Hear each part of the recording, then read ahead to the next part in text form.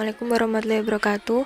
Perkenankan kami dari kelompok 11 yang beranggotakan Gina Rizky Nazifah, Erwin Apriliani, dan Fias Ulil Hibar An-Nasr dengan mata kuliah studi materi Akidah Akhlak di Madrasah Sanawiyah Madrasah Aliyah akan membahas tentang materi pokok Akidah Akhlak Madrasah Aliyah kelas 12 semester 1. Poin-poin pembahasannya meliputi yang pertama Asmaul Husna, yaitu Al-Afu, Al-Rozak, Al-Malik, Al-Hasib, Al-Hadi, Al-Khaliq, dan Al-Hakim. Yang kedua perilaku terpuji seperti tasamuh, musawah, tawasud, dan ukuah.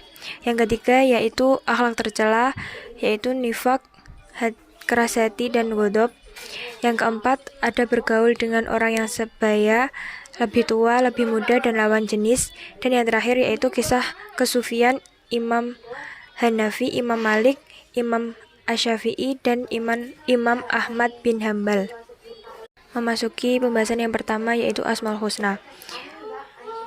Yang pertama adalah Al-Afu, yang berarti Maha Pemaaf. Contoh sikap keteladanan dari Asmaul Husna Al-Afu. Yang pertama, meyakini bahwa Allah memaafkan kesalahan hambanya.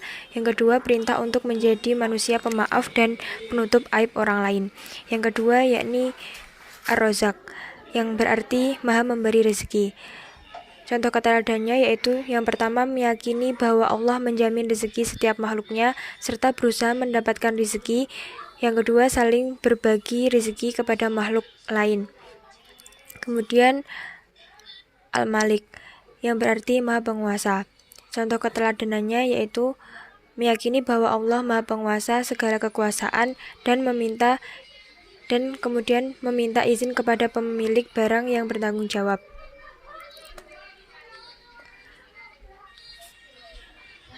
Al-Hasib, yang berarti maha mencukupi dan maha membuat perhitungan.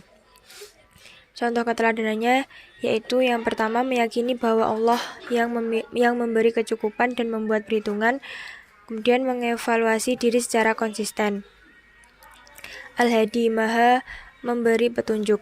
Contoh keteladanannya yang pertama, meyakini bahwa Allah adalah petunjuk paling sempurna, membagikan petunjuk kepada orang lain dengan sungguh-sungguh dan tanpa pamrih.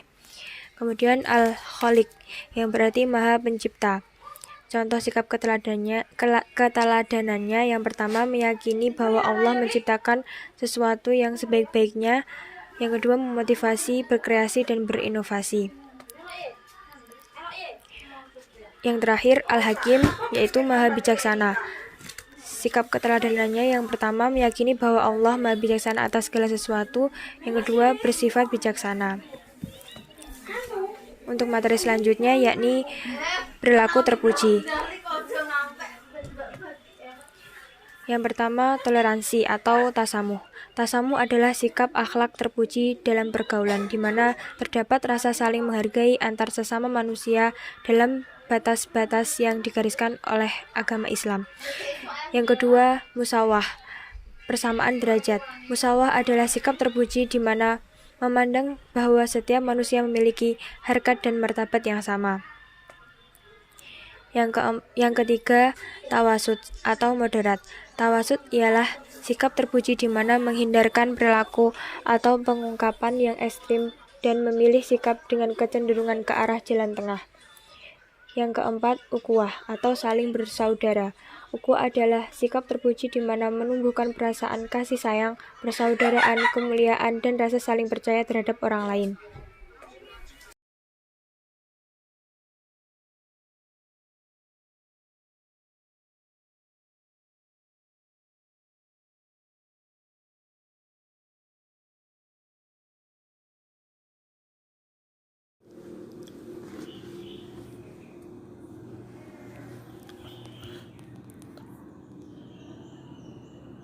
Pembahasan selanjutnya yaitu mengenai akhlak tercela, yaitu meliputi nifak, qaswah al-qadl atau keras hati, dan godop ataupun marah.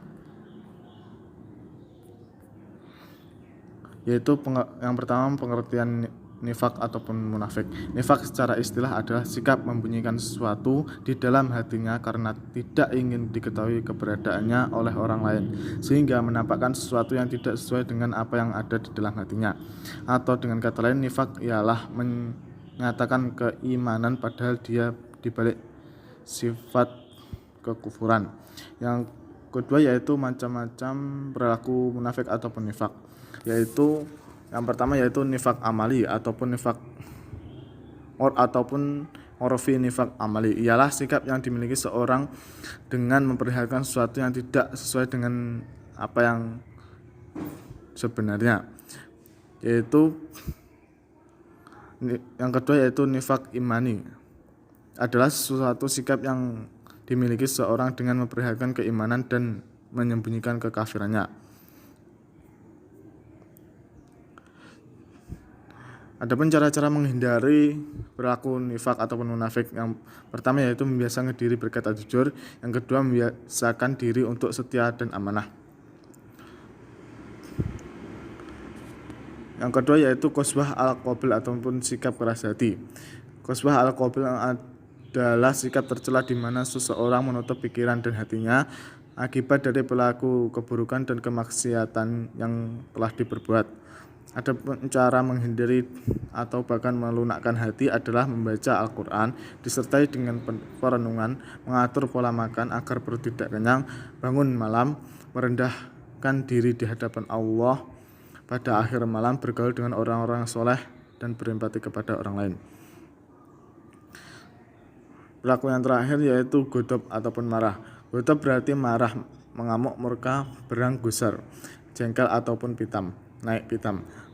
Godop secara istilah yaitu sikap tercela di mana gejolak darah dalam diri seseorang meningkat karena tidak senang pada perlakuan tidak pantas.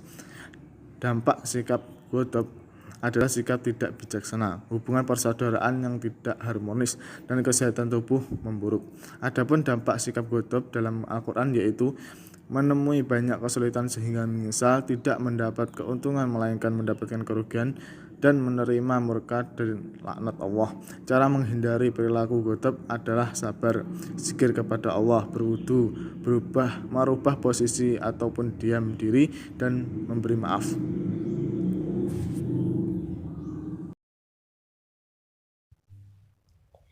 Selanjutnya yaitu ada bergaul dengan orang yang sebaya, orang yang lebih tua, orang yang lebih muda, dan lawan jenis.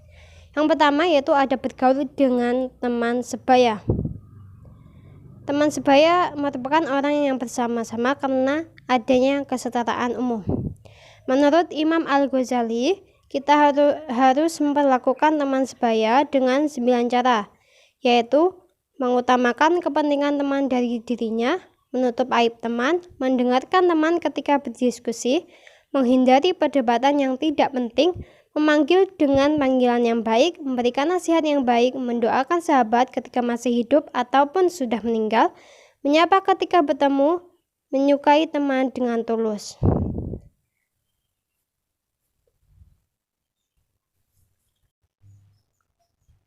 Kemudian yang kedua yaitu ada bergaul dengan orang yang lebih tua. Dalam agama Islam, orang tua ada 3 yaitu bapak dan ibu kandung, kedua mertua, dan guru. Adapun adab yang seharusnya dilakukan kepada orang tua menurut Imam Al-Ghazali yaitu mendengarkan dan mengikuti arahan orang tua, berdiri ketika orang tua berdiri, tidak berjalan di depan orang tua, mencari ridho kedua orang tua, bersikap rendah hati kepada orang tua, tidak mengungkit-ungkit kebaikan orang tua, tidak menunjukkan sikap murung dan tajam di hadapan orang tua, sebelum pergi harus meminta izin kepada orang tua, sopan santun, menolak dengan halus perintah yang buruk, menghormati dengan penuh kasih sayang, mendahulukan orang yang lebih tua. Sedangkan adab yang seharusnya dilakukan pada guru menurut Imam Al-Ghazali yaitu meminta izin ketika hendak bertanya, harus menundukkan kepala, tidak berburuk sangka kepada guru. Kemudian yang ketiga yaitu adab bergaul dengan orang yang lebih muda. Yang pertama yaitu menyayangi orang yang lebih muda, membimbing kepada arah kebaikan, memberikan teladan yang baik, memberikan apresiasi atau pencapaian berharganya, atas pencapaian berharganya, menasihati ke arah kebajikan. Kemudian yang terakhir yaitu adab bergaul dengan lawan jenis. Yang pertama, dilarang untuk berkholwat atau berdua-duaan. Kemudian menundukkan pandangan, jaga aurat terhadap lawan jenis, tidak boleh ikhtilat atau campur baur antara wanita dan pria, menjaga kemaluan. Menjaga kemaluan juga bukan hal yang mudah, karena dewasa ini banyak sekali remaja yang terjebak ke dalam pergaulan dan seks bebas. Sebagai muslim, kita wajib tahu bagaimana caranya menjaga kemaluan. Sudah selayaknya sebagai seorang muslimah, baik remaja atau dewasa, kita mempunyai niat yang sungguh-sungguh untuk mematuhi adab-adab bergaul dengan lawan jenis.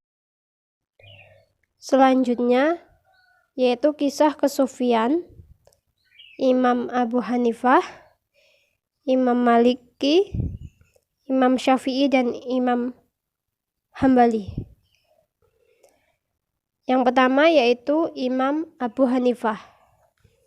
Nu'man bin Sabit bin Marzuban atau Abu Hanifah lahir di kota Kufah pada tahun 80 Hijriah dan wafat di kota Baghdad pada tahun 150 Hijriah. Beliau tumbuh di dalam keluarga yang soleh dan kaya. Sejak kecil beliau sudah hafal Al-Quran. Adapun beberapa hal yang bisa diteladani dari beliau yaitu yang pertama, saling memuji dan berbaik sangka. Ketika Imam Malik berkata, saya merasa tidak punya apa-apa ketika bersama Abu Hanifah. Sesungguhnya ia benar-benar ahli fikih, wahai orang Mesir, wahai Al-Laits. Kemudian Al-Laits pun menceritakan ucapan pujian Imam Malik pada Imam Abu Hanifah. Lalu beliau menjawab, bagus sekali ucapan Imam Malik terhadap Anda. Dan beliau menambahkan, demi Allah, saya belum pernah melihat orang yang lebih cepat memberikan jawaban yang benar dan zuhud serta sempurna melebihi Imam Malik. Kemudian yang kedua yaitu bersikap terbuka dan mau menerima kritikan. Imam Abu Hanifah merupakan seorang yang tidak menganggap bahwa pendapat selain dirinya adalah salah. Beliau merupakan orang yang terbuka dan toleransi. Beliau pun bersedia mencabut atau meralat pendapatnya jika keliru, dan beliau menyampaikan terima kasih kepada yang mengkoreksinya. Beliau juga tak merasa harga dirinya jatuh karena mengakui hal itu. Kemudian yang kedua yaitu Imam Maliki. Malik bin Anas bin Malik bin Amr al-Imam Abu Abdullah al-Humyari al-Ashbahi al-Madani lahir di Madinah pada tahun 93 Hijriah dan wafat pada tahun 179 Hijriah.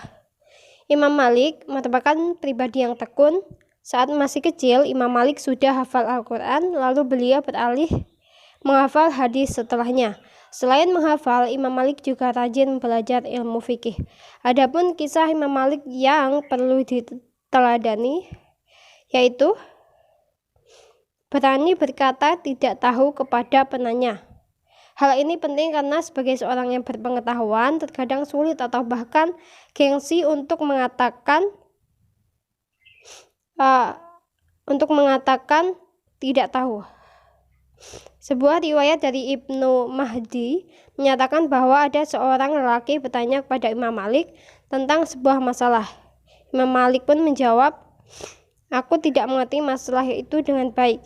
Lalu lelaki itu berkata lagi, aku telah melakukan perjalanan jauh untuk bertanya kepadamu tentang masalah ini. Imam Malik lalu berkata kepadanya, ketika kau kembali ke tempat tinggalmu, kabarkan pada masyarakat di sana bahwa aku berkata kepadamu bahwa aku tidak mengerti dengan baik masalah tersebut. Kemudian yang ketiga yaitu kisah kesufian Imam Syafi'i. Abu Abdullah Muhammad bin Idris al-Syafi'i atau Muhammad bin Idris al-Syafi'i pada tahun 150 Hijriah di Gaza, Palestina, dan beliau wafat pada malam Jumat menjelang subuh pada hari terakhir bulan Rajab tahun 204 Hijriah.